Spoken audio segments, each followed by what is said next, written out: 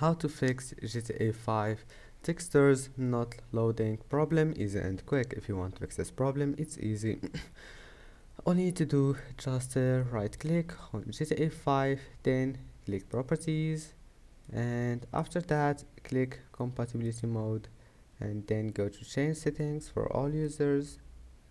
And now you will find it like that. Click run this program in compatibility mode, and then select Windows 7 and click OK, and OK again. And after that, all you need to do, just go to settings, then go to gaming, and here we'll find Xbox game bar. Turn it off, and game mode, if you have AMD GPU, just turn it off, and if you don't have it, just turn it on.